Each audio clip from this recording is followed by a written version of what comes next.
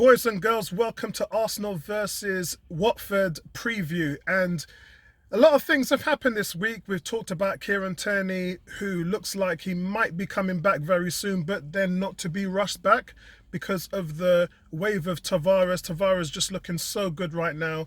And I did make a point that you don't really lose a lot. We know Kieran Tierney is more of a box-to-box flank player. Not bad defender, but very good going forward. Tavares is excellent going forward.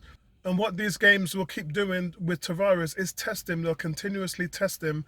And I can't wait for us to play Liverpool. I'm not sure whether Tavares will even be playing against Liverpool. I think that would be then going back to Tierney the way things are going at the moment. But it would be really nice to see this guy getting tested. As I said, if he doesn't play, we don't know. He's an unknown commodity. The more we play him, the more we know about him, just like we have done with Tomiyasu right now. We know Tomiyasu's has some real battles in there right back, and he stepped up to the challenge. So we're just hoping that Tavares can continue to play as much as he can so that he can do the same thing and show us really what he's all about and grow within the team as a whole. Because remember, he is Arteta's choice. He is something that Edu and Arteta went out and bought. Tierney isn't. Tierney was under the old regime, so this is something we can't really talk about in that way. Another thing as well, Arteta is approaching his 100th game, his record in regards to that. And I know some people are moaning about Unai Emery. Guys, Unai Emery never made it to 100 games. He only managed 80. So maybe if he was good enough to facilitate that, and not just so much good enough, because over the first 26 or whatever his record was better, but the problem is managing the team is what he failed to do. So the culture, which Arteta was put in there to change, continued to dissipate under Emery when Ljungberg was there. Nobody ever really got control of the culture. And the culture is what ripped the team apart. All of the stuff that was going on behind the scenes, Arteta has riddled that out. That's what he's done. So that's what he was brought in there to do. So we take on Watford, and for Arsenal, you're looking at Kieran Tierney sitting out one more game at least, so he won't be there. So the team is probably going to be set in stone. It's going to be Ramsdale at the back, Tavares, Ben White, Gabriel, and Tomiyasu. You're going to have Sambi, and you're going to have Thomas Partey protecting the back four as the two holding pivots. And then you're going to have Smith Rowe, Saka, and then Aubameyang, and you're going to have Lacazette up front. And I think that is going to be the way. Because it's working, why would you change it? Could you imagine if they changed it and then we had a bad result? The fans will be in uproar because you've just tried to fix something that isn't broken. And then by all accounts, you've got to go with the winning formula.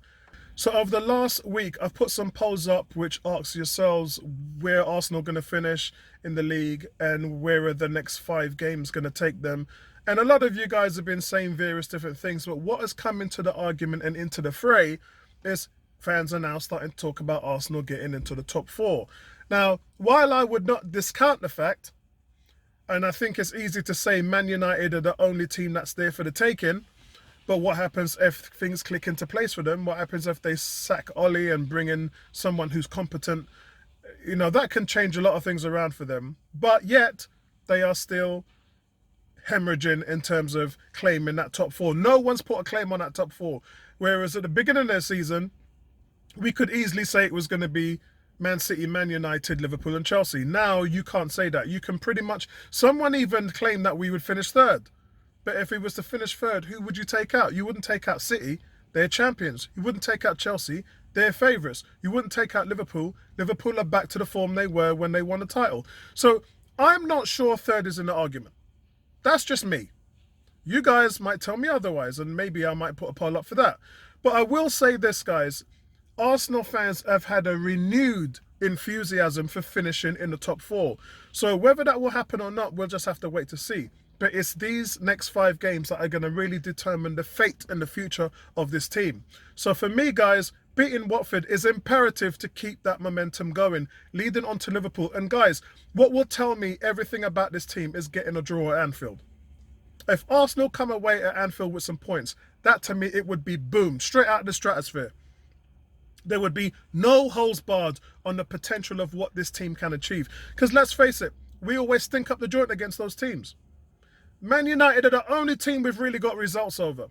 And the fact that we're going to be playing them soon is indicative of that fourth place, because they are our direct competition. So in theory, it doesn't matter what result we get against Liverpool. What matters is that we go and beat Man United. Because if you lose to Liverpool, it don't mean nothing. If you beat a Man United, that's a 6-point swing. And that is important to the race for top four. But look, you guys are getting me sucked in. Yeah, because I'm just talking about Europa League right now. So we move on. Back to Watford. So it's a game we have to win. And in terms of Claudio Ranieri's team, they have toughened up a little bit over the last week or so. We're seeing a much better performance from Watford. They've got Femina, they've got Rose, they've got Tufan, Hernandez, Louise, they've got King. So they've got some really, really good players at the moment. I know a few of those players are doubtful. Again, they've got Sarr. I'm not sure if Sarr is even going to play, to be honest. At the moment, the team sheets are going really up and down. Ranieri is just going with what he feels is the right thing to do. But the team are definitely playing better football with him in the fray. There's no two ways about it. But for Arsenal, I think this is a team that you have to roll over. Expectations are rising with every single game. This would be 10 games unbeaten if Arsenal win. I'm going for Arsenal 2-0 win at the Emirates Stadium. I know a lot of you guys are going for 3-0. But I think that that's where I'm going to set my hat.